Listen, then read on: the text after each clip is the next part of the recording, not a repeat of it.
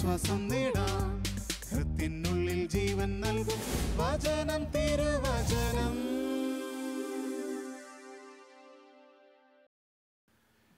ദൈവപിതാവിൻ്റെ സ്നേഹവാത്സല്യവും ക്രിസ്തുവിൻ്റെ കൃപാകടാക്ഷവും പരിശുദ്ധാത്മാവിൻ്റെ നിറവും നിങ്ങളിൽ സമൃദ്ധമായി ഉണ്ടാകട്ടെ. ത്രിത്വൈക ദൈവത്തിൽ ഒരാളാണ് പരിശുദ്ധാത്മാവ്. യേശുനാഥൻ സഹായകൻ എന്ന് വർണ്ണിച്ചവൻ. നമ്മുടെ ബലഹീനതകളിൽ സഹായകന പരിശുദ്ധാത്മാവ്. എന്നും ലോകത്തിൽ അദൃശ്യമായി അവൻ്റെ ശക്തി ചൈതന്യമുണ്ട്. ഓരോ വിശ്വാസികളും അവൻ്റെ വിശ്വാസ ജീവിതത്തിൽ കരുത്താർജിക്കുന്നത് പരിശുദ്ധാത്മാവിൻ്റെ സാന്നിധ്യം കൊണ്ടാണ്. യേശുനാഥൻ സഹായകനെന്ന് വിളിച്ച ആത്മാവിനെക്കുറിച്ച് വ്യക്തമായ അവബോധം നമുക്കിപ്പോഴുണ്ടോ? ജോയൽ പ്രവാചകൻ പറഞ്ഞു. ജോയൽ പ്രവാചകൻ്റെ പുസ്തകം 2-ാം അധ്യായത്തിൽ ദൈവം തൻ്റെ ആത്മാവിനെ ജനങ്ങളിലേക്ക് വർഷിക്കുമെന്ന്. ഈ പുസ്തകം എഴുതപ്പെട്ടത് BC 830. 800 വർഷമൊക്കെ കഴിഞ്ഞ് AD 30 പത്രോസിലൂടെയാണ് ആ പ്രവചനത്തിൻ്റെ സാക്ഷാത്കാരമുണ്ടായത്. പെന്തക്കോസ്താ ദിവസം യേശു ശിഷ്യന്മാരുടെ സമൂഹത്തിലേക്ക് അഗ്നിയായിട്ട് പരിശുദ്ധാത്മാവ് ഇറങ്ങി വന്നപ്പോൾ അതിൻ്റെ നിറവിൽ പത്രോസ് തൻ്റെ ആദ്യത്തെ പ്രസംഗം പറഞ്ഞു. ഇന്ന് ജോയൽ പ്രവാചകൻ്റെ പ്രവചനം പൂർത്തിയായെന്ന്. ദൈവം തൻ്റെ ആത്മാവിനെ ജനങ്ങളിലേക്ക് വർഷിച്ചുവെന്ന്. ഈ ആത്മാവിൻ്റെ നിറവിൽ നാം ജീവിക്കുന്നുണ്ടോ? പരിശുദ്ധാത്മാവിനെക്കുറിച്ചുള്ള വ്യക്തമായ അവബോധം നമുക്കുണ്ടോ? ബൈബിളിലേക്കൊന്ന് വരിക. ഓരോ താളുകളിലും ആത്മാവിനെക്കുറിച്ചുള്ള നിറവുണ്ട്. പല വിധത്തിൽ പരിശുദ്ധാത്മാവ് രൂപപ്പെടുന്നുണ്ട്. പ്രാവായിട്ട് ഇറങ്ങി വരുന്നു, അഗ്നിയായിട്ട് ജ്വലിക്കുന്നു, കാറ്റായിട്ട് കടന്നു പോകുന്നു, ജലമായിട്ട് മാറുന്നു. സത്യത്തിൽ പഴയ നിയമം മുഴുവൻ ദൈവപിതാവിനെക്കുറിച്ചുള്ള ഓർമ്മപ്പെടുത്തലാണ്, പിതാവിൻ്റെ ഇടപെടലാണ്. സുവിശേഷം മുഴുവനും ക്രിസ്തുവിൻ്റെ പരസ്യജീവിത പ്രവർത്തനങ്ങളാണ്. അപ്പോസ്തല പ്രവർത്തനം മുതലേ പരിശുദ്ധാത്മാവിൻ്റെ അദൃശ്യമായ സാന്നിധ്യമുണ്ട്. എന്നാൽ ദൈവപിതാവിനെക്കുറിച്ചും പുത്രനായ ക്രിസ്തുവിനെക്കുറിച്ചും നമ്മൾ ഒരുപാട് മനസ്സിലാക്കിയിട്ടും പരിശുദ്ധാത്മാവിനെക്കുറിച്ച് വ്യക്തമായ അവബോധം നമുക്കുണ്ടോ? ഒരു ആത്മപരിശോധന ആവശ്യമാണ്. അപ്പോസ്തല പ്രവർത്തനം 19-ാം അധ്യായം പൗലോസ് അപ്പോസ്തലൻ എഫെസസുകാരുടെ നാട്ടിലെത്തിയപ്പോൾ സ്നാപക യോഹന്നാൻ്റെ ശിഷ്യന്മാരെ കണ്ടപ്പോൾ ഇതേ ചോദ്യം ചോദിച്ചു. നിങ്ങൾ മനസാന്തരപ്പെട്ടപ്പോൾ പരിശുദ്ധാത്മാവിനെ സ്വീകരിച്ചോ എന്ന്. അപ്പോൾ അവർ ചോദിക്കുന്നുണ്ട്, പരിശുദ്ധാത്മാവോ? അവനെക്കുറിച്ച് ഞങ്ങൾ കേട്ടിട്ട് പോലുമില്ല എന്ന്. അപ്പോസ്തല പ്രവർത്തനത്തിലെ ഈ ഒരു അവസ്ഥയാണോ നമുക്കുള്ളത്? നമ്മൾ പരിശുദ്ധാത്മാവിൻ്റെ നിറവിലായേക്കാം, എങ്കിൽ അതിനെക്കുറിച്ചുള്ള വ്യക്തമായ അവബോധം നമുക്കുണ്ടോ? ഒരു പൊട്ടക്കഥയാണ്. ഒരു പിതാവ് തൻ്റെ മകൻ്റെ ജന്മദിനത്തിൽ സമ്മാനമായിട്ട് ഒരു ബൈക്ക് കൊടുത്തു. മനോഹരമായ വില കൂടിയ ബൈക്ക് തന്നെയാണ്. മകൻ ഒരുപാട് സന്തോഷമായി. അവൻ എന്നും വീടിൻ്റെ മുമ്പിൽ ആ ബൈക്ക് നന്നായിട്ട് കഴുകി വൃത്തിയാക്കും, കൂട്ടുകാരെയൊക്കെ വിളിച്ച് കാണിക്കും. എപ്പോഴെങ്കിലുമൊക്കെ യാത്ര ചെയ്യാൻ പുറത്ത് പോകുമ്പോൾ അവന് വണ്ടി ഓടിക്കാൻ അറിയാത്തത് കൊണ്ട് ബൈക്ക് ഉന്തിക്കൊണ്ടു പോകും. ഞാൻ പറഞ്ഞു, ഇതൊരു ഫലിത കഥയാണെന്ന്. സത്യത്തിൽ ഇതുപോലെയല്ല നമ്മൾ. ജ്ഞാനസ്നാന സമയത്ത് ദൈവപിതാവ് നമുക്ക് നൽകിയ ഏറ്റവും വലിയ ആത്മീയ കരുത്തായ വാഹന സഹായകന പരിശുദ്ധാത്മാവ്. അതിൽ നാം മുന്നോട്ട് പോകേണ്ടവരാണ്. പക്ഷേ പരിശുദ്ധാത്മാവിനെ എങ്ങനെ നിയന്ത്രിക്കണമെന്ന് നമുക്കറിഞ്ഞുകൂടാ. അതുകൊണ്ട് നമുക്കൊരു ബാധ്യതയാണ്. കാറ്റാണ് പരിശുദ്ധാത്മാവ്. അതെങ്ങനെ വരുന്നുവെന്ന് എങ്ങനെ പോകുന്നുവെന്നോ നമുക്കറിഞ്ഞുകൂടാ. നമ്മുടെ ആത്മീയ ജീവിതത്തിന് ദുരന്തങ്ങൾ നേരിടാൻ ആത്മീയ കരുത്തായിട്ട് മാറേണ്ടവനാണ് പരിശുദ്ധാത്മാവ്. പക്ഷേ പരിശുദ്ധാത്മാവ് എന്ന ആത്മീയ സഹായകൻ്റെ കരുത്ത് നമുക്കറിഞ്ഞുകൂടാ. അതുകൊണ്ട് ഓരോ ദുരന്തവും നമുക്ക് വലിയ വീഴ്ചകളായിട്ട് മാറിക്കൊണ്ടിരിക്കുന്നു. ബൈബിൾ വെളിപ്പെടുത്തുന്നുണ്ട് പരിശുദ്ധാത്മാവിൻ്റെ പ്രവർത്തനങ്ങൾ. ഒരുവൻ്റെ ജീവിതത്തെ എങ്ങനെയാണ് മാറ്റിമറിക്കുന്നതെന്ന്, ദുരന്തങ്ങളെ അതിജീവിച്ച് മുന്നോട്ട് പോകുവാൻ എങ്ങനെയാണ് കരുത്ത് കൊടുക്കുന്നതെന്ന്. യേശുവിൻ്റെ ജീവിതം തന്നെ എടുക്കുക. 30 വർഷം യേശു ഒരു തച്ചനായിട്ട് ജീവിച്ചു, ഒരു മരപ്പണിക്കാരനായിട്ട്, ആരും അറിയാതെ സ്വന്തം വീടിൻ്റെ സ്വകാര്യതയിൽ. 30 വർഷം കഴിഞ്ഞപ്പോഴാണ് അവൻ സ്നാപക യോഹന്നാൻ്റെ അടുത്തേക്ക് വരുന്ന ജോർദാൻ നദി തീരത്തേക്ക്. അവിടെ ഒരു അഭിഷേകം ഉണ്ടാകുന്നുണ്ട്. സ്വർഗം തുറന്ന് പരിശുദ്ധാത്മാവ് പ്രാവായിട്ട് അവൻ്റെ ജീവിതത്തിലേക്ക് വന്നു. പിന്നെ എന്ത് സംഭവിച്ചു? ആത്മാവ് അവനെ കൊണ്ടുപോയത് മരുഭൂമിയിലേക്കാണ്. ആ മരുഭൂമിയിലെ ജനതയിൽ അവൻ പിശാചുമായിട്ട് ഒരുപാട് പ്രലോഭനങ്ങളെ നേരിട്ട് വിജയം കൈവരിച്ചുകൊണ്ടാണ് ഉപവാസ കാലയളവിന് ശേഷം ജനമധ്യത്തിലേക്ക് കടന്നു വരുന്നത്. പരിശുദ്ധാത്മാവ് പിശാചിൻ്റെ പ്രലോഭനങ്ങളെ നേരിട്ട് വിജയിക്കുവാൻ യേശുവിന് കരുത്ത് കൊടുത്തത്. ഇതുപോലുള്ള പ്രലോഭനങ്ങളുടെ കാലയളവ് നമുക്കും ഉണ്ട്. എന്നാൽ കൊച്ചു മരുഭൂമിയുടെ തപസ് കാലത്ത് പോലും പിശാചിൻ്റെ പ്രലോഭനം വീണു പോകുന്നു. കാരണം ആത്മാവിൻ്റെ നിറവ് നമ്മൾ അനുഭവിക്കുന്നില്ല. ദുഃഖം വന്നാൽ, ദുരന്തം വന്നാൽ, പട്ടിണി വന്നാൽ, സങ്കടം വന്നാൽ ദൈവത്തെ തള്ളി പറഞ്ഞ് പ്രലോഭനത്തെ കീഴടങ്ങി നമ്മൾ വീണു പോകുന്നില്ലേ? യേശുനാഥൻ 3 പ്രലോഭനങ്ങളിലാണ് വീഴുന്നത്. കല്ലിനപ്പമാക്കാൻ, ഗോപുരത്തിൽ നിന്ന് ചാടി അത്ഭുതങ്ങൾ ചെയ്യാൻ, പിന്നെ പിശാചിനെ ആരാധിക്കാൻ. ഒന്നിലും അവൻ കീഴടങ്ങിയില്ല. കാരണം പരിശുദ്ധാത്മാവാണ് അവനെ നയിച്ചത്. നമ്മുടെ ജീവിതത്തിൻ്റെ പ്രതിസന്ധി ഘട്ടങ്ങളിൽ പലപ്പോഴും നാം വീണു പോകാൻ കാരണം എന്താ? നമ്മുടെ ഉള്ളിലെ പരിശുദ്ധാത്മാവിൻ്റെ ചൈതന്യത്തെ നാം തിരിച്ചറിയാത്തത് കൊണ്ടാണ്. പരിശുദ്ധ അമ്മയുടെ ജീവിതം ഒന്നെടുക്കുക. ആ പാവം കന്യകയുടെ മുമ്പിലേക്ക് ഗബ്രിയേൽ ദൈവദൂതൻ വന്നിട്ട് പറഞ്ഞു, നീ ഒരു പുത്രന് ജന്മം നൽകുമെന്ന്. ആശങ്കയോടെ അപ്പോൾ ആ മേരി ചോദിക്കുന്നുണ്ട്, ഞാൻ പുരുഷൻ അറിയുന്നില്ലല്ലോ എന്ന്. ഭയപ്പാടോടെ നിന്ന ആ കന്യകയോട് ഗബ്രിയേൽ ദൈവദൂതൻ പറഞ്ഞതെന്താ? പരിശുദ്ധാത്മാവ് നിൻ്റെ മേൽ വരും, നീ ഒരു പുത്രനെ ജനനം നൽകുമെന്ന്. പരിശുദ്ധാത്മാവ് അമ്മയുടെ ജീവിതത്തിലേക്ക് വന്നു. ഞാൻ പുരുഷൻ അറിയുന്നില്ലല്ലോ എന്ന് ആശങ്കപ്പെട്ട പെൺകുട്ടിക്ക് പിന്നെ എന്താ ആത്മചൈതന്യത്തിൻ്റെ ധീരതയുണ്ടായത്? യേശുവിന് വേണ്ടി ദൈവത്തിൻ്റെ നിയോഗം പേറിക്കൊണ്ട് അമ്മ നടക്കുക. സുവിശേഷത്തിൽ ഓരോ താളുകളിലും ഒരിക്കൽ പോലും വീഴുന്നില്ല, തളരുന്നില്ല. സ്വന്തം മകൻ ജനമധ്യത്തിൽ വചനം പ്രഘോഷിക്കാൻ പോകുമ്പോഴും, അമ്മ വീട്ടിൽ തനിച്ചാകുമ്പോഴും അമ്മ സങ്കടപ്പെടുന്നില്ല. ഒടുവിൽ ആ മകനൊരു കുറ്റവാളി പിടിക്കപ്പെട്ടുകൊണ്ട് കുരിശ് വഹിച്ചുകൊണ്ട് കാൽവിലേക്ക് പോയപ്പോൾ അമ്മ തളരാതെ ഒരു നിഴൽ പോലെ മകൻ്റെ പിന്നാലെ പോകുന്നു. ആ കുരിശിൻ്റെ വിരിമാറി തൻ്റെ മകൻ പ്രാണനർപ്പിക്കുമ്പോഴും അമ്മ കരഞ്ഞില്ല, വിലപിച്ചില്ല. കാരണം അമ്മയുടെ സഹനങ്ങളെ അതിജീവിക്കാൻ അമ്മയ്ക്ക് കരുത്ത് കൊടുത്തത് പരിശുദ്ധാത്മാവ് അമ്മയുടെ ജീവിതത്തിലേക്ക് വന്നതുകൊണ്ടാണ്.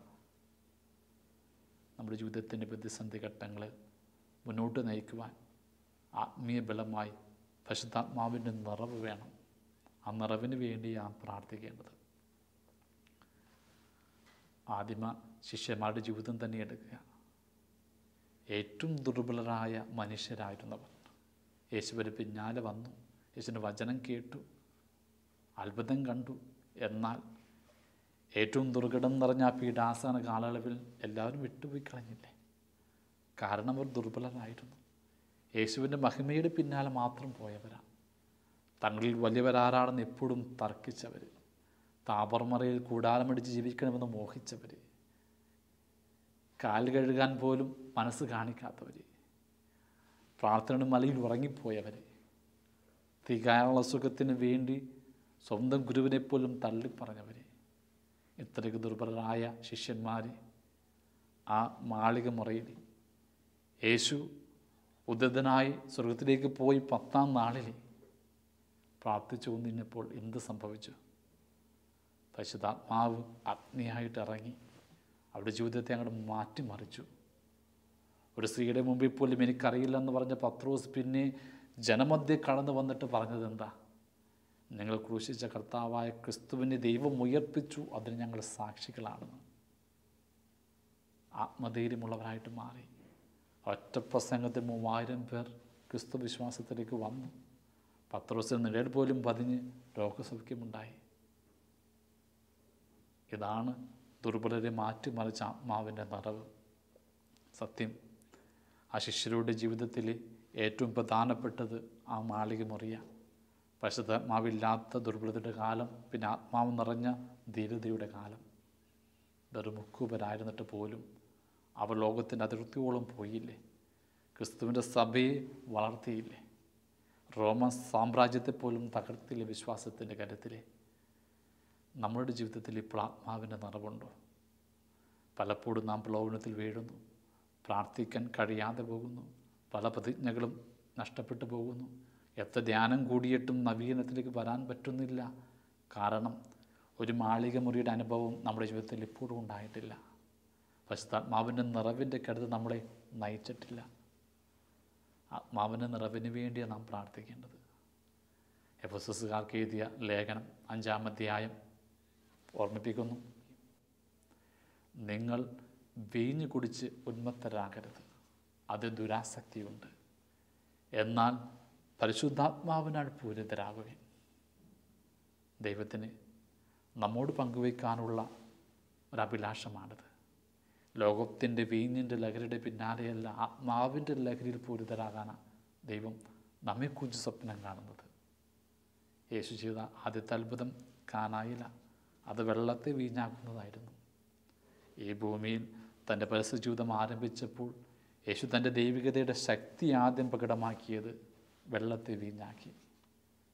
യേശുനാഥൻ ഈ ഭൂമിയിൽ നിന്നും സ്വർഗത്തിലേക്ക് പോയപ്പോൾ അവൻ ചെയ്ത ആദ്യത്തെ അത്ഭുതം എന്താ? വെള്ളത്തെ വീഞ്ഞാക്കുകയായിരുന്നില്ല. ഏറ്റവും വലിയ വീഞ്ഞിൻ്റെ ലഹരിയുള്ള പരിശുദ്ധാത്മാവിനെ ശിഷ്യയിലേക്ക് വർഷിക്കുകയായിരുന്നു.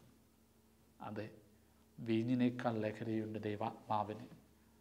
ആ ദൈവാത്മാവ് ശിഷ്യരുടെ ജീവിതത്തിലേക്ക് കടന്നു വന്നപ്പോൾ അവർ വചനം പ്രഘോഷിച്ചു, പല ഭാഷകളിൽ സംസാരിച്ചു, അവർ ദൈവത്തെ സ്തുതിച്ചു. അവിടെ സ്തുതിഗീതങ്ങൾ കണ്ടിട്ട് അവിടെ കൂഴുന്ന ജനം പറഞ്ഞതെന്താ?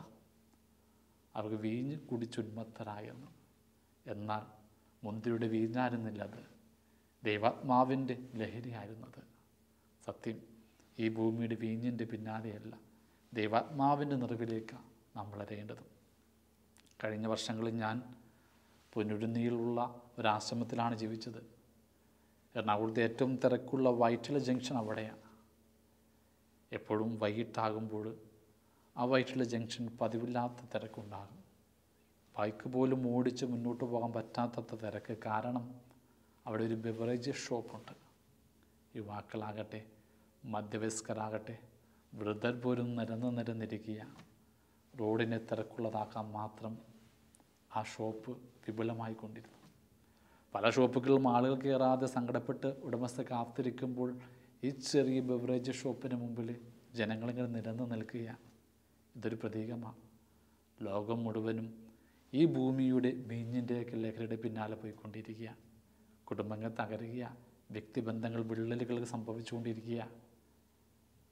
കഴിഞ്ഞ ദിവസങ്ങളിൽ ഇപ്പോൾ വൈറ്റില ജംഗ്ഷനിൽ അധികം തിരക്കൊന്നുമില്ല. കാരണം യുവാക്കളും മധ്യവയസ്കരും വൃദ്ധരുമൊക്കെ മാനസാന്തപ്പെട്ടതൊന്നും കൊണ്ടല്ല. ഹൈവേയുടെ തൊട്ടടുത്താണ് ഈ ബിവറേജ് ഷോപ്പ്.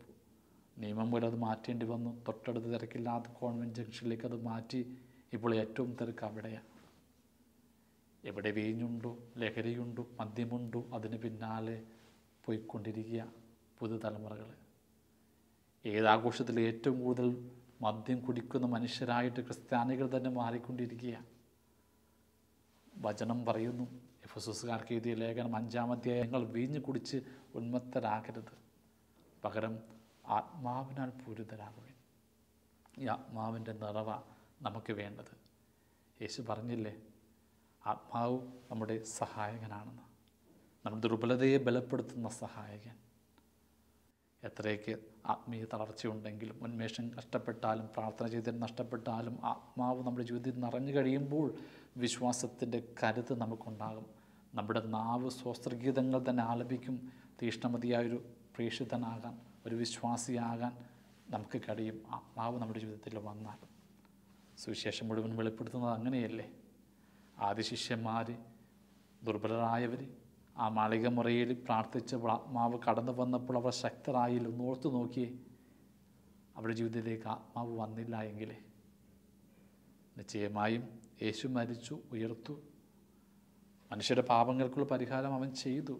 പക്ഷെ ഉയർപ്പിൻ്റെ രഹസ്യം ലോകം അറിയുമായിരുന്നു. ആ സുവിശേഷവുമായിട്ട് ലോകത്തിന് അദ്ദേഹത്തോട് കടന്നു പോകുവാൻ ആത്മധൈര്യം കിട്ടുമായിരുന്നു ശിഷ്യന്മാർക്ക്. യേശു ഉയർത്തിട്ടും അവർ മുറിയിൽ ഒളിച്ച് പ്രാർത്ഥിക്കുകയായിരുന്നു.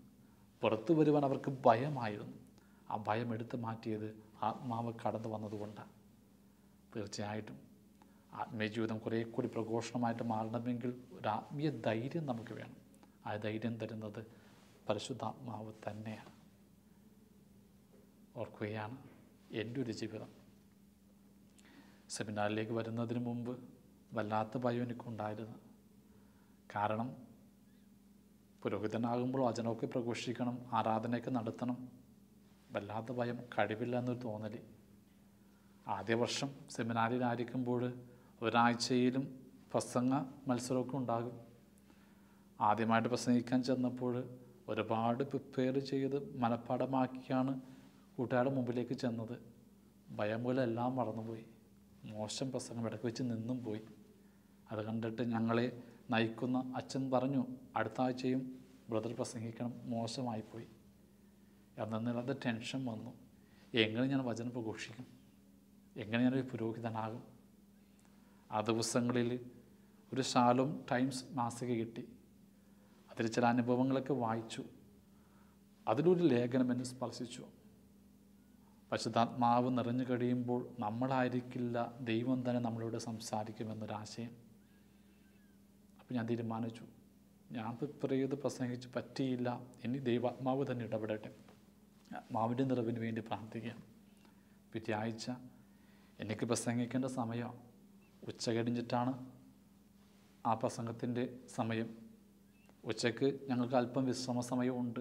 എല്ലാവരും ഉറങ്ങാൻ വേണ്ടി ഡോർമെറ്ററിലേക്ക് പോയപ്പോൾ ഞാൻ പ്രാർത്ഥനാ മുറിയിലേക്ക് പോയിട്ട് പ്രാർത്ഥിച്ചു, ദൈവാത്മാവ് നിറയെ എനിക്ക് കുറേ കൂടി ആത്മധൈര്യം പ്രസംഗിക്കാനുള്ള കഴിവതാ.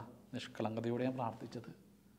അവസാനം ക്ലാസ് മുറിയിലേക്ക് ഈ പ്രസംഗം പറയുവാനുള്ള സമയമായപ്പോൾ എല്ലാവരും എത്തി, ഞാനും എത്തി. പഠിച്ച പേപ്പറുകളൊക്കെ പോക്കറ്റിലുണ്ട്. പ്രസംഗം ആരംഭിച്ചു. പഠിച്ചതൊന്നും ഓർമ്മ വന്നില്ല, എന്തൊക്കെയോ ഞാൻ പറഞ്ഞു. പക്ഷേ പ്രസംഗം കഴിഞ്ഞപ്പോൾ എല്ലാ സഹോദരങ്ങളും കൈയടിക്കുന്നു, നല്ല സന്തോഷത്തോടെ ഇരിക്കുന്നു. അപ്പോൾ മനസ്സിലായി ഞാൻ നന്നായിട്ട് പ്രസംഗിച്ചുവെന്ന്. പക്ഷേ പഠിച്ചതല്ല, പഠിക്കാത്ത എന്തോ ദൈവാത്മാവ് എന്നെ പ്രേരിപ്പിച്ച് പറഞ്ഞു. അതോടുകൂടി എനിക്ക് നഷ്ടപ്പെട്ട ആത്മധൈര്യമൊക്കെ തിരികെ വന്നു. പിന്നെ നന്നായിട്ടൊക്കെ പ്രസംഗിക്കാനുള്ള ഒരു കരുത്തുമുണ്ട്. സത്യത്തിൽ എൻ്റെ ശക്തിയല്ല, ആത്മാവിനെ നയിച്ചതുകൊണ്ട്. ഇത് വ്യക്തിപരമായ എൻ്റെ ഒരു അനുഭവമാണ്. ഒരുപാട് പേർക്ക് അതിനേക്കാൾ നല്ല അനുഭവങ്ങൾ പറയാനുണ്ടാകും. ജീവിതത്തിൻ്റെ ബലഹീനതകളിൽ, വീഴ്ചകളിൽ ആത്മാവ് നമ്മളെ ശക്തമായിട്ട് നയിക്കും. ആത്മാവ് നമുക്ക് വിട്ടുകൊടുക്കാനാകണമെന്നതാണ് ഏറ്റവും പ്രധാനപ്പെട്ടത്. ഓർക്കുകയാണ്, പുരോഹിതനായതിൻ്റെ ആദ്യ മാസങ്ങളിൽ ഒരു 3 മാസം ഞാൻ ആലപ്പുഴയിലുള്ള ഒരു ചെറിയ ഇടവകയിൽ അസിസ്റ്റൻ്റ് വികാരിയായിട്ട് പോയി. ചേന്നവല്ലി ഇടവകയാണ്, ഒരു കടലോര ഇടവകയാണ്. ഒട്ടുമിക്ക പേരും മത്സ്യത്തൊഴിലാളികളാണ്. ഒരുപാട് ഭക്തസംഘടനകൾ അവിടെയുണ്ട്. ഞായറാഴ്ച വൈകിട്ട് അല്പം ഫ്രീ ടൈം കിട്ടിയപ്പോൾ ഒരു കടൽ തീരത്തൂടെ നടക്കാമെന്ന് വിചാരിച്ച് മേടയിൽ നിന്ന് പുറത്തിറങ്ങിയതാണ്. അപ്പോൾ ദേവാലയത്തിൽ എന്തെന്നില്ലാത്തൊരു പ്രാർത്ഥന കൂട്ടായ്മയുടെ ശ്രുതികളുടെയൊക്കെ സ്വരം. ആകാംക്ഷ കൊണ്ട് വാതിൽ തുറന്ന് ദേവാലയത്തിലേക്ക് പ്രവേശിച്ചപ്പോൾ ഒരു 50ഓളം പേർ ആൾക്കാരോട് ചേർന്ന് നിന്നുകൊണ്ട് പ്രാർത്ഥിച്ചു കൊണ്ടിരിക്കുന്നു. തീക്ഷ്ണമായ പ്രാർത്ഥന. കൂടുതൽ വ്യക്തമായിട്ടത് മനസ്സിലാക്കാൻ വേണ്ടി അവരുടെ പിന്നെ ഒരു കസ്റ്റഡിയിൽ ഞാനിരുന്നു. 50 പേരിൽ ഒരു മധ്യവയസ്കൻ. ഈ സ്തുതിപ്പൊക്കെ കഴിഞ്ഞപ്പോൾ ബൈബിളുമായിട്ട് മുമ്പോട്ട് വന്ന് അത് തുറന്ന് വായിച്ച് വചനം പ്രഘോഷിക്കാൻ ആരംഭിച്ചു. തീർച്ചയായിട്ടും 10-13 വർഷം ഞാൻ പഠിച്ചത് നിന്നും കിട്ടുന്നതിനേക്കാൾ ദൈവിക നിറവുള്ളൊരു വചന പ്രഘോഷണമാണ് ആ മധ്യവയസ്കൻ ആ സമൂഹത്തോട് പങ്കുവെച്ചത്. ഒരുപാട് സന്തോഷം തോന്നി. അവസാനം പ്രാർത്ഥന കൂട്ടായ്മയെ കഴിഞ്ഞ് എല്ലാവരും പിരിഞ്ഞപ്പോൾ അയാളെ കണ്ട് ഞാൻ വ്യക്തിപരമായിട്ട് ചോദിച്ചു, നിങ്ങൾ എങ്ങനെയാണ് ദൈവശാസ്ത്രമൊക്കെ പഠിച്ചത്? നല്ല ആഴത്തിൽ അർത്ഥപൂർണമായിട്ട് വചനം വ്യാഖ്യാനിക്കുന്നുണ്ടായിരുന്നല്ലോ. ചിരിച്ചു കൊണ്ടപ്പോൾ ആ മധ്യവയസ്കൻ പറഞ്ഞു, അച്ഛാ, ഞാൻ വെറും 2 ക്ലാസ് വരെ പഠിച്ചിട്ടുള്ളൂ. അക്ഷരജ്ഞാനം പോലും എനിക്കില്ലായിരുന്നു. ഞാനൊരു മത്സ്യത്തൊഴിലാളിയാണ്. അതിനേക്കാളേറെ നല്ലൊരു മദ്യപാനിയായിരുന്നു. ഞാൻ മൂലം എൻ്റെ കുടുംബം തകർന്നു. സമൂഹത്തിൽ ഞാനൊരു അധികപ്പറ്റായി. അവസാനം എൻ്റെ കൂട്ടുകാരെന്നെ ബലമായി പിടിച്ചൊരു ധ്യാനകേന്ദ്രത്തിൽ കൊണ്ടുപോയതാണ്. ഒരു കരിസ്മാറ്റിക് ധ്യാനമായിരുന്നു. 2-3 ദിവസം ഞാൻ സഹിച്ചവിടെ ഇരുന്നു. എന്നാൽ 4-ാം ദിവസം ആരാധന സമയത്ത് എനിക്ക് ഉറപ്പാണ് ദൈവാത്മാവ് എന്നിൽ നിറഞ്ഞു. പിന്നെ ഞാൻ ആകെ മാറിപ്പോയി. ധ്യാനത്തിൽ ഞാൻ തിരിച്ചു വന്നു. എവിടെയൊക്കെ വചനപ്രഘോഷണമുണ്ടോ അത് കേൾക്കാൻ കൊതി കൂടി ഞാൻ പോകും. വചനം കേട്ട് ഉള്ളിൽ മനഃപ്പാഠമാക്കാൻ തുടങ്ങി. പിന്നെ വചനം വായിക്കണമെന്ന് ആവേശം വന്നപ്പോൾ ഞാൻ അക്ഷരജ്ഞാനം പഠിച്ചു. ബൈബിൾ വായിക്കാൻ തുടങ്ങി. എവിടെയൊക്കെ ധ്യാനമുണ്ടോ, എവിടെയൊക്കെ വചനപ്രഘോഷണമുണ്ടോ ഞാൻ പോകുന്നു. സത്യം പറയട്ടെ, എന്നെ ധ്യാനത്തിലേക്ക് നയിച്ച എൻ്റെ കൂട്ടുകാർ വീണ്ടും മദ്യത്തിലേക്ക് പോയി. അവരിപ്പോഴും മോശം ജീവിതം നയിക്കുക. പക്ഷെ എനിക്ക് പോകാനാകില്ല. കാരണം എന്നെ നയിക്കുന്നത് മദ്യമല്ല, ദൈവാത്മാവിൻ്റെ നിറവ. ഇതല്ലേ ഏറ്റവും വലിയ സാക്ഷ്യം. ഇടറിപ്പോയൊരു മനുഷ്യൻ, മദ്യത്തിൻ്റെ ആസക്തിയിൽ വീണുപോയവൻ ദൈവാത്മാവ് നിറഞ്ഞു കഴിഞ്ഞപ്പോൾ ആത്മീയ ശക്തിയുള്ള ഒരാളായിട്ട് മാറി. നമുക്കും വേണ്ടത് അതാ. തിരുസഭയ്ക്ക് വേണ്ടത് ഇതാ. തീർച്ചയായിട്ടും തിരുസഭ ഈ ലോകത്ത് കുറേ കൂടി ദൈവചൈതന്യത്തിൻ്റെ നിറവായിട്ട് മാറണമെങ്കിൽ വേണ്ടത് സമ്പത്തല്ല, സ്ഥാപനങ്ങളല്ല, സ്ഥാനമാനങ്ങളല്ല, അധികാരമല്ല, നിയമമല്ല, ആത്മാവിൻ്റെ നിറവ. ഓർക്കുക, ആ മുറിയിൽ ശിഷ്യന്മാർ പ്രാർത്ഥിച്ചപ്പോൾ ആത്മാവ് അവരുടെ ജീവിതത്തിലേക്ക് കടന്നു വന്നപ്പോൾ അവർ സംസാരിച്ചു അവരുടേതായ ഭാഷയിൽ. എന്നാൽ ലോകത്തു നിന്നും എത്തിയ അനേകർ അവരുടെ സ്വന്തം ഭാഷയിൽ അവർ ശ്രവിച്ചു. ഭിന്നതകൾ ഇല്ലാതെയായി. എന്തുകൊണ്ടാണ് ഇന്ന് നമ്മുടെ സഭയിൽ ഒരുപാട് ഗ്രൂപ്പ് തർക്കങ്ങൾ, ഭിന്നതകൾ, ഏതോ നമ്മുടെ കുടുംബത്തിൽ തന്നെ ഛിന്ന ഭിന്നമായ ആശയങ്ങൾ രൂപപ്പെടുന്നത്? ആത്മാവിൻ്റെ സാന്നിധ്യം കെട്ടുപോകുന്നത് കൊണ്ടാണോ? ഒരു കൂട്ടായ്മയുണ്ടാകാൻ, ഐക്യമുണ്ടാകാൻ, സമാധാനമുണ്ടാകാൻ, സ്നേഹ നിറവുണ്ടാകാൻ ആത്മാവിൻ്റെ നിറവിന് വേണ്ടി നാം പ്രാർത്ഥിക്കേണ്ടത്. വചനം എഴുതപ്പെട്ടത് പരിശുദ്ധാത്മാവിൻ്റെ പ്രചോദനം കൊണ്ടാണ്. ശിഷ്യന്മാരാണ് എഴുതിയത്. എങ്കിലും ആത്മാവ് പ്രേരിപ്പിച്ചതനുസരിച്ച വചനം രൂപപ്പെട്ടത്. അതുകൊണ്ട് തന്നെ ദൈവത്തിൻ്റെ ശക്തി അതിനുണ്ട്. അനേകരെ നവീകരിക്കാനുള്ള കൃപയും കരുത്തും വചനത്തിലുണ്ട്. ആത്മാവിനാൽ പ്രചോദിതമായി രേഖപ്പെടുത്തിയതുണ്ട്. നമുക്കറിയാം, വചനം എത്രയൊക്കെ വാക്ചാതുരിലൂടെ പറഞ്ഞാലും അതൊരാളെ നവീകരിക്കണമെന്നില്ല. കേൾക്കുന്നവരുടെ ഉള്ളിലിരുന്നു കൊണ്ട് ആത്മാവ് പ്രചോദിപ്പിക്കണം. ഒരാൾ മാനസാന്തരപ്പെടാൻ, വചനം വാളായിട്ട് മാറാൻ സത്യത്തിൽ ആത്മാവിൻ്റെ സാന്നിധ്യമാണ് നമുക്കിടയിൽ രൂപപ്പെടേണ്ടത്. വിശുദ്ധ അന്തോണീസിൻ്റെ ജീവിതം ഓർക്കുക. അദ്ദേഹം യേശുവചനവുമായിട്ട് കടന്നുപോയി വിചാരയുടെ ഇടയിലേക്ക്. അദ്ദേഹത്തിന് വചനം കേട്ട് മത്സ്യങ്ങൾ പോലും നവീകരിക്കപ്പെട്ടു. ഒടുവിൽ അദ്ദേഹം മരിച്ചു കഴിഞ്ഞപ്പോൾ നാവ് അഴുകിപ്പോയില്ല. അത് കണ്ടിട്ട് വിശുദ്ധ ബൊനവഞ്ചോ പറഞ്ഞതെന്താ? വിശുദ്ധമായ നാവെ നിൻ്റെ നാമം വാഴ്ത്തപ്പെടട്ടെ എന്ന്. നാവ് എന്തുകൊണ്ടാണ് അലയിച്ചു പോകാഞ്ഞത്? അത് ക്രിസ്തുവിൻ്റെ വചനം പറഞ്ഞ് നിത്യതയിൽ രൂപപ്പെട്ടതുകൊണ്ടാണ്. ദൈവാത്മാവ് നിറഞ്ഞു കഴിയുമ്പോൾ നമ്മുടെ ജീവിതവും അനശ്വരമാകും. ഒരുപാട് പ്രലോഭനം നേരിട്ട് മുന്നോട്ട് പോകാനുള്ള കരുത്ത് ആത്മാവ് നമുക്ക് തരും. അതിനുവേണ്ടിയാണ് നാം പ്രാർത്ഥിക്കേണ്ടത്. തീർച്ചയായും ത്രിത്വൈക ദൈവത്തിൽ പരിശുദ്ധാത്മാവുണ്ട്. ആത്മാവ് നമ്മുടെ ആത്മീയ ജീവിതത്തിൻ്റെ സഹായകനാണ്. ആ ആത്മാവ് നമ്മുടെ ജീവിതത്തിൽ നിറയപ്പെടാനാണ് നാം പ്രാർത്ഥിക്കേണ്ടത്. ആത്മാവ് ജീവിതത്തിലേക്ക് നിറയപ്പെടണമെങ്കിൽ ആദ്യം ഒരു തുറവി വേണം. രണ്ടാമത് ഒരു ശൂന്യവൽക്കരണം, ഓപ്പൺനെസ് ആൻഡ് എംപ്റ്റീനെസ്. ഒരു പാത്രം, ആ പാത്രത്തിൽ ജലം നിറയപ്പെടണമെങ്കിൽ ആദ്യം അത് തുറക്കപ്പെടണം. പിന്നെ ഉള്ളിലുള്ളതൊക്കെ ശൂന്യമാകണം. ഇതുപോലെ തന്നെയാണ് നമ്മുടെ ജീവിതം. ഒരു തുറന്ന മനസ്സോടുകൂടി വേണം ദൈവാത്മാവിന് മുമ്പിൽ നിൽക്കാൻ. പിന്നെ ഉള്ളിലുള്ള അഹങ്കാരം, കോപം, പാപമാലിന്യങ്ങൾ ഒക്കെ കളഞ്ഞ് ഉള്ളു ശൂന്യവൽക്കരിക്കണം. എങ്കിൽ ദൈവം തൻ്റെ കൃപ കൊണ്ട് അവൻ്റെ ആത്മാവൻ നമ്മുടെ ജീവിതത്തിലേക്ക് നിറയ്ക്കും. ഉള്ളിലെ അഹങ്കാരവും കോപവും ജഡികവാസനയും ധനമോഹവും അധികാരഗർവവും ഒക്കെ ഉപേക്ഷിച്ച് ഉള്ളു ശൂന്യമാകുമ്പോഴാണ് ആത്മാവ് നിറയപ്പെടുക. ആത്മാവ് നിറഞ്ഞു കഴിഞ്ഞാൽ ക്രിസ്തുവിൽ സംഭവിച്ചതുപോലെ, പരിശുദ്ധ മേരി സംഭവിച്ചതുപോലെ, ആദിമ ശിഷ്യർ സംഭവിച്ചതുപോലെ കൃപകൾ ഒഴിയപ്പെടും, നിറയപ്പെടും. നമുക്ക് പ്രാർത്ഥിക്കാം. പരിശുദ്ധാത്മാവേ, എൻ്റെ സഹായക, ഞങ്ങളുടെ ആത്മീയ ജീവിതത്തിലേക്ക് നീ കടന്നു വരിക. ഈ ലോകത്തിൻ്റെ ലഹരിയുടെ പിന്നാലെയല്ല, നിൻ്റെ ലഹരിയിൽ നിറയാൻ എന്നെ അനുഗ്രഹിക്കുക. ഈ ഭൂമിയിലെ വീഞ്ഞിൽ ദുരാസക്തിയുണ്ട്. അതിൻ്റെ പിന്നാലെയല്ല, ആത്മാവിൻ്റെ നിറവിൽ പൂരിതരാകാനാണ് ഞങ്ങൾ പ്രാർത്ഥിക്കുന്നത്.